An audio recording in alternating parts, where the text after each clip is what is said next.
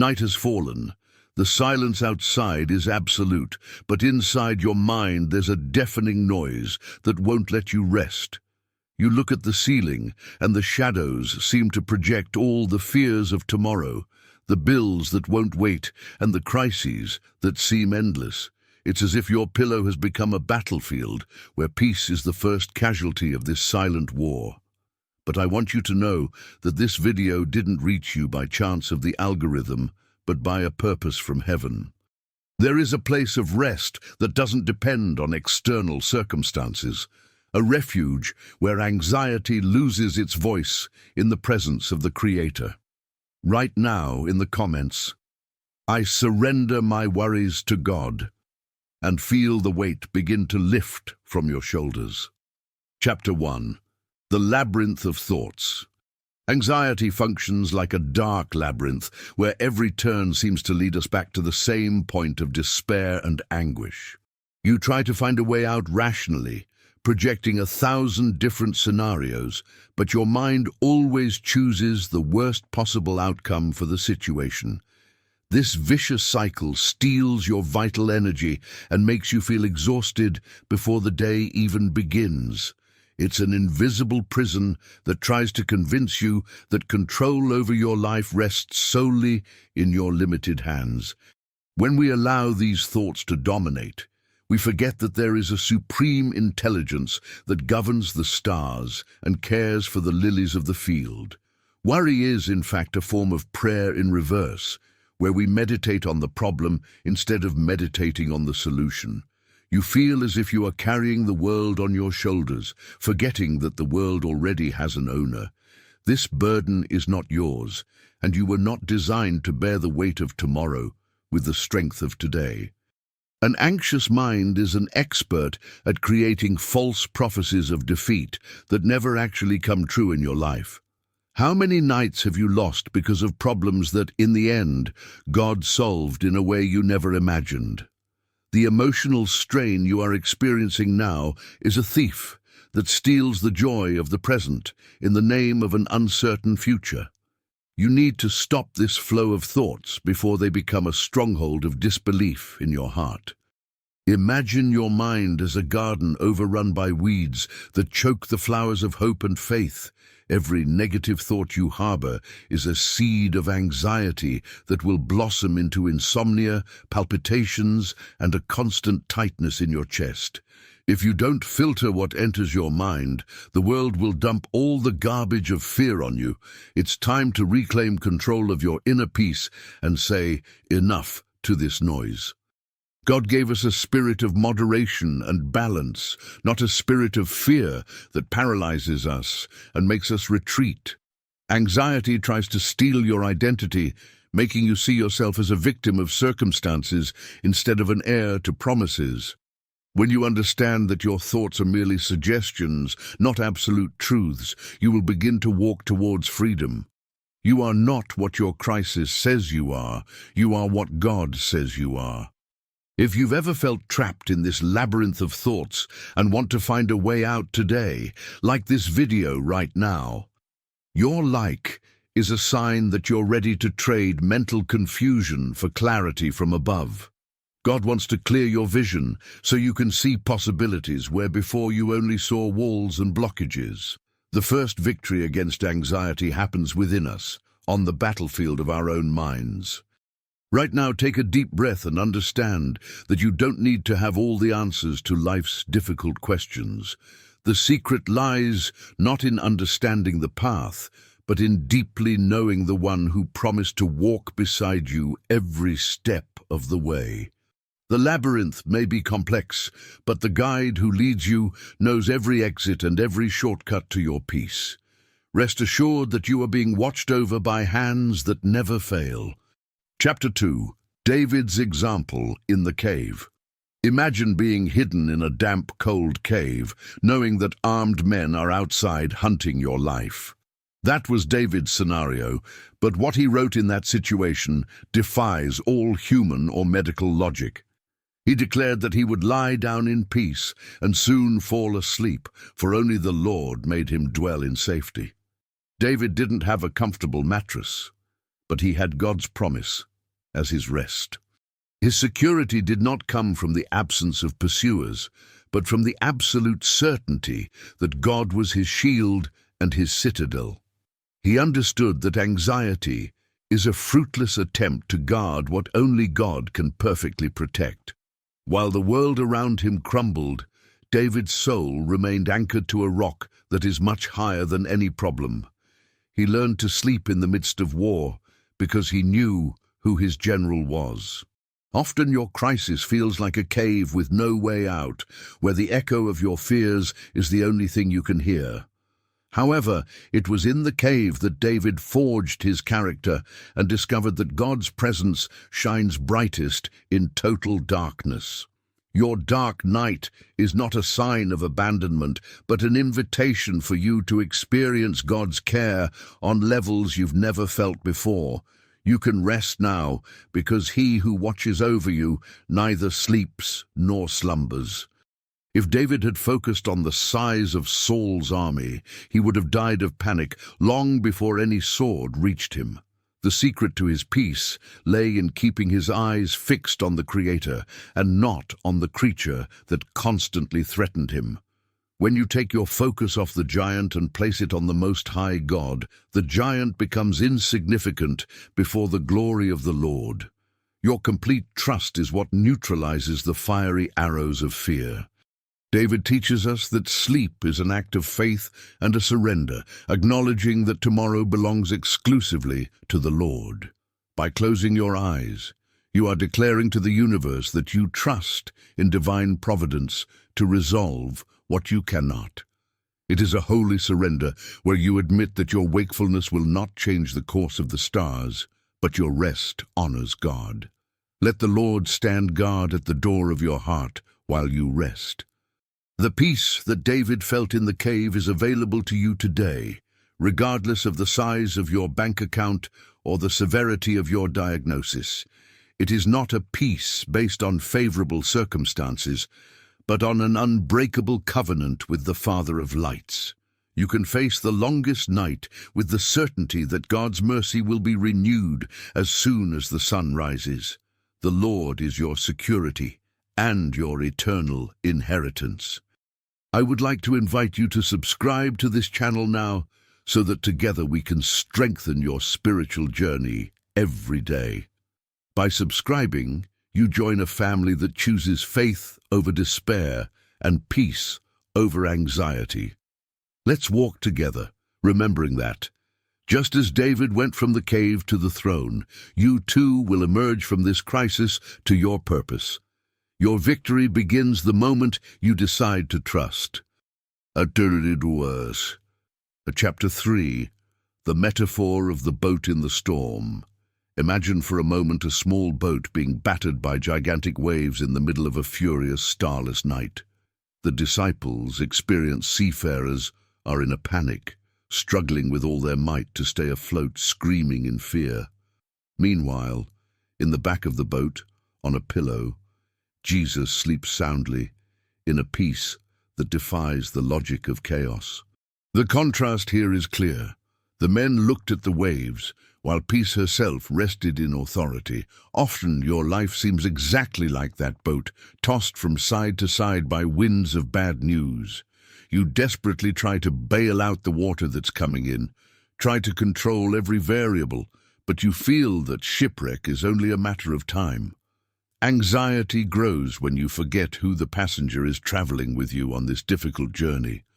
If the Creator of the sea is inside your boat, the sea has no legal permission to destroy you. The disciples woke Jesus with a question full of pain. Master, don't you care if we perish? And perhaps that is your question today.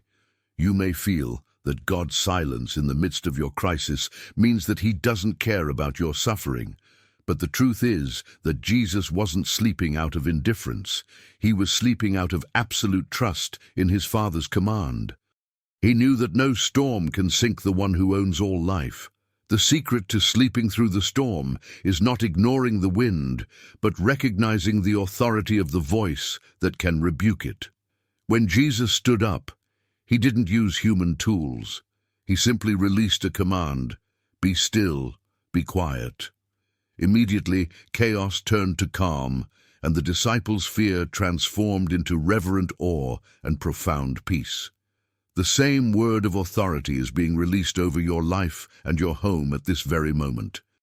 Your anxiety tries to convince you that you are alone at the helm, but the spiritual reality is that the Lord is your captain.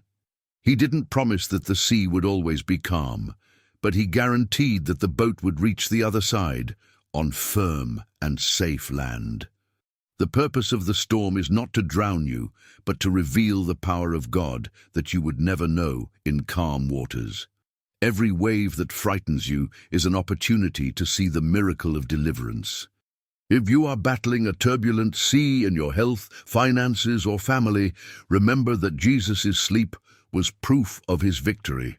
You can close your eyes and rest now, for he who calms the wind is watching over your vessel. Don't waste your energy trying to fight what only the voice of God can definitively resolve. The final command does not belong to the crisis, but to the one who walks on the water. Share this video now with someone you know who is facing a stormy sea and needs a word of peace. By sharing, you become an instrument of God to calm the heart of another brother or sister who is about to give up. Let's spread the certainty that, with Jesus in the boat, the final destination is always victory and rest. The storm may be great, but our God is infinitely greater than any ocean. Beast Descender chapter 4. The oven that refines but doesn't burn. Imagine yourself standing before a blazing furnace where the heat is so intense it seems to consume even the surrounding air. It was precisely there that 3 young Hebrews were thrown, not for having failed, but for choosing faithfulness to God above all else. Anxiety often makes us feel as if we are being burned alive by the pressures and expectations of this world. However, the fire that the enemy has prepared to destroy you is the very place where God will reveal his glory. Shadrach, Meshach, and Abednego entered the furnace bound, but what the king saw was something that defied all human understanding. In the midst of the flames, there was a 4th man whose appearance resembled the Son of God, walking freely with them. The fire did not burn the young men, it only burned the ropes that held them captive and confined. Often the crisis you are facing today is the instrument God is using to free you from old shackles. The secret to having complete faith in the midst of the fire is knowing that you are never alone in the furnace of affliction. God didn't prevent them from being thrown into the fire, but he chose to go in there with them to ensure that not a single hair on their head was singed. Anxiety wants you to focus on the temperature of the flames, but faith invites you to focus on the company of the one who controls the fire. You will emerge from this trial without even the smell of burning on your clothes. The furnace serves to separate pure gold from mere dross and vanity in our character. The crisis causing you insomnia today is, in fact, refining your patience, your resilience, and your total dependence on the Creator. What seems like punishment is, from the kingdom's perspective, a preparatory process for something much greater to come. The most precious gold is that which has passed through the most intense fire to shine perfectly. Peace in the midst of the furnace is the greatest authority a Christian can exercise in the face of darkness and adversity. When you remain calm while everything seems to burn, you demonstrate to the world that your hope is not in comfortable circumstances. You prove that your God is real and that his presence is enough to refresh the soul in the desert. Do not fear the heat of today, for the 4th man is already walking beside you. Know that the King who watches you from the shore will be amazed at how you navigate this difficult period without despair. Your testimony of peace amidst the pain will be the key to converting hearts and opening doors that were previously locked. God is using this moment to show that he is the Lord of time, of the flames, and of every detail of your story. You will not be consumed, you will only be purified and strengthened. Leave your prayer request in the comments so we can cry out together for deliverance and peace. By placing your need before God, you are acknowledging that the battle is not yours, but the Lord of hosts. Let us declare that no furnace is hot enough to nullify God's promises for your life. The fire will pass, but the word of the Lord will remain forever on your journey. Chapter 5. The secret of handing over the burden. Jesus extended an invitation that is the greatest antidote to mental exhaustion. Come to me, all you who are weary and burdened, and I will give you rest. Anxiety is nothing more than the weight of baggage you weren't created to carry alone for very long. It's as if you were trying to climb a steep mountain carrying enormous stones that belong to the future, not the present. The Lord is reaching out now, asking you to drop this dead weight onto the ground of His grace. Surrendering is not an act of giving up or passivity, but an act of courage and profound spiritual intelligence. It means recognizing that your human strength has a limit, but that the strength of your God is infinite and inexhaustible. When you hold on to control too tightly, your hands become too busy to receive the blessings He wants to give you. By opening your hands and letting go of the burden, you are finally free to embrace the peace that surpasses all understanding. The secret lies in exchanging your heavy yoke for the gentle yoke and light burden that Jesus lovingly offers.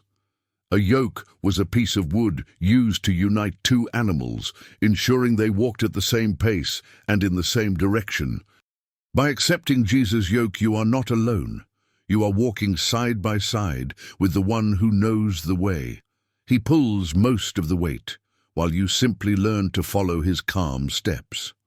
Often, our anxiety stems from the secret pride of believing we need to solve everything with our own intelligence. We become prisoners of "I need to," "I must," and "what will become of me if I fail now?" But the gospel teaches us to rest in the providence of a Father who feeds the birds of the air and clothes the flowers.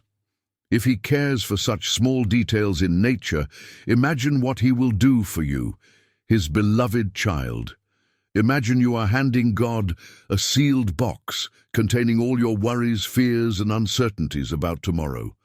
Once you place that box in the Creator's hands, you no longer have the right to try to open it again.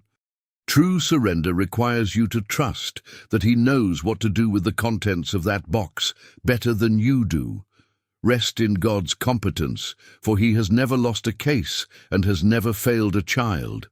Peace of mind begins the moment you decide you no longer need to understand the why of everything. You exchange the search for explanations for the search for presence, and it is in this presence that fear loses its substance. When you stop fighting against circumstances and begin to rest in divine sovereignty, your sleep becomes sweet again. Christ's light burden does not tire you. On the contrary, it gives you wings to fly above crises. Take a moment now to visualize surrendering your biggest problem, the one that has been stealing your joy the most. Imagine yourself placing this situation at the foot of the cross and taking a step back, letting Jesus take over its management. Feel the immediate relief of knowing that the governance of your life is in safe hands, wounded out of love for you. The Lord is your shepherd, and because of this surrender, you will lack nothing, not even rest. Chapter 6. The Shield of Prayer and Gratitude. The Bible reveals a military strategy for the mind in Philippians. Do not be anxious about anything, but in every situation, by prayer and petition, with thanksgiving, present your requests to God. Prayer is not an empty religious ritual, but the channel through which you transfer the emotional garbage of your heart to the altar of the Lord. It's like a pressure release valve on a pressure cooker, about to explode under the weight of external demands. When you pray sincerely, you empty the cup of anguish so that God can fill it with the wine of joy. The secret that many ignore is the complement to this order: prayer and supplication with thanksgiving, so that peace may guard your heart. Gratitude acts as a magnetic shield that repels the suggestions of defeat that anxiety tries to implant in you. It is impossible to be fully grateful and fully anxious at the same time, because gratitude focuses on what God has already done, while anxiety focuses on what fear says will happen. Giving thanks in the midst of crisis is declaring that your God is greater than the problem. Imagine gratitude as a sentinel at the door of your mind, filtering every thought that tries to steal your sleep in the early hours of the morning. When you begin to list the small mercies of the day, you alter the chemistry of your soul and reclaim territory lost to fear. You begin to see God's hands working in the details, preparing the way and providing bread even before need knocks at the door. Gratitude is the fuel that keeps the lamp of hope burning on the darkest days. The peace of God, which this text describes, is called a watchman because it stands guard over your mental and emotional faculties. It is not a fleeting feeling, but an active protection that prevents bad news from piercing your confidence. While the world despairs over statistics and global crises, you remain guarded in a bunker of unwavering faith. The Lord becomes your refuge and fortress where no fiery dart of anxiety can reach you. When you combine the prayer of offering with the gratitude of celebrating, you create an environment where miracles become the natural result. You cease to be a desperate beggar and become a confident child who knows that the Father has the best in store. This spiritual posture confuses the enemy, for he cannot understand how someone undergoing trials can have a smile of gratitude. Your peace in the midst of battle is your greatest declaration of authority over darkness. Practice today the exercise of giving thanks for 3 specific things, however simple they may seem, before taking your requests to God. This will change your perspective and align your heart with the frequency of heaven, where there is no lack, only abundance. By doing this, you shield your mind against the lies of what if and establish yourself in the truth of God is. The shield of faith is forged in the workshop of persistent prayer and the recognition of divine goodness. I want you to declare now with authority, right where you are, the peace of God guards my heart and my mind. Feel this truth penetrate the deepest layers of your being, calming your nervous system and bringing clarity to your spirit. Anxiety may have knocked on your door, but the peace of God will dwell in your house from now on. You are protected, you are guarded, and you are deeply loved by the owner of peace. Sit, Chapter 7, Awakening with Purpose. Often, we look at crisis as a sign that something has gone wrong, but in the kingdom of God, pressure is frequently a sign that something new is being born. What you call a desert, God calls a seminary. What you call defeat, He calls preparation for your next level of authority. Anxiety tries to make you focus on the pain of the process, but the Father is focused on the brilliance of the final product He is forging in you. You are not just surviving a storm, you are learning to rule over it.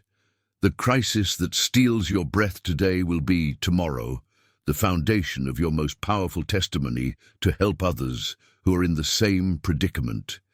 No one can console someone with authority if they have never felt the weight of affliction and the relief of divine comfort firsthand. God is allowing you to go through this so that you may become an expert in hope, a beacon of light for those who still walk in the shadows. Nothing you have suffered will be wasted. Every tear will be transformed into a seed of victory. You will discover that your greatest strength did not come from sunny days, but from the nights when you had to cling to God with all your might to avoid collapsing. Complete trust is not born in ease. It is forged in the fire of necessity and in absolute dependence on heavenly providence. Upon awakening from this difficult period, you will not be the same person. You will have eyes more attentive to the spiritual and a heart shielded against the futility of fear. Your purpose is greater than your anxiety. Imagine that each day of overcoming challenges is a brick in the construction of a spiritual fortress that no one will be able to tear down in the future. You are acquiring a strength of faith that will allow you to carry greater responsibilities and reap fruits you never imagined you could achieve.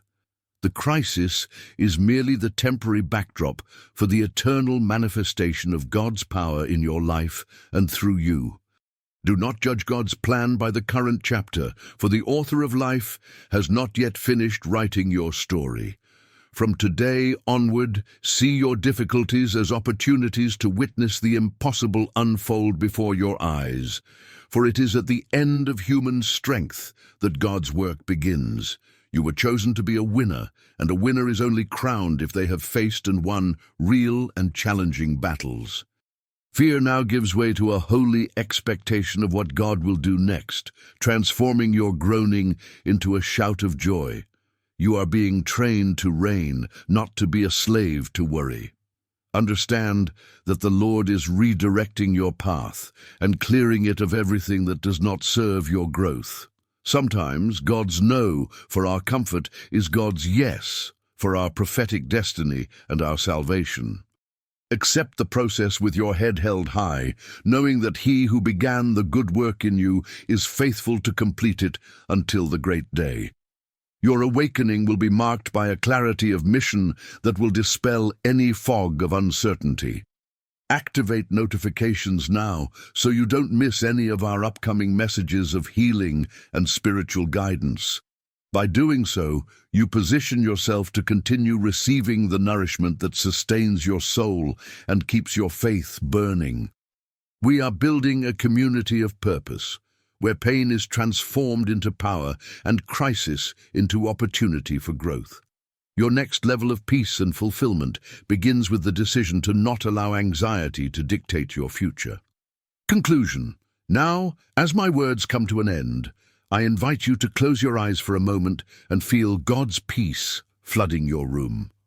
The weight you carried when you pressed play on this video is left behind, replaced by a lightness that only the Holy Spirit can provide to a weary heart. You no longer need to fear tomorrow, for the Lord is already there, taking care of every detail and preparing the way for your total victory. Rest your thoughts on the pillow of divine promise and allow yourself to be carried away by a restorative and profoundly blessed sleep. I declare that tonight will be a turning point of liberation in your life, where fear will lose its control and complete trust will take the throne of your heart. Go to sleep with the certainty that you are a child of a God who never fails, who loves you with an eternal love and who fights your battles while you rest. Tomorrow, you will wake up with renewed strength, a clear mind, and the certainty that God's peace is your unshakable inheritance today and forever. In the name of Jesus, receive this rest now and sleep in the most complete and perfect peace.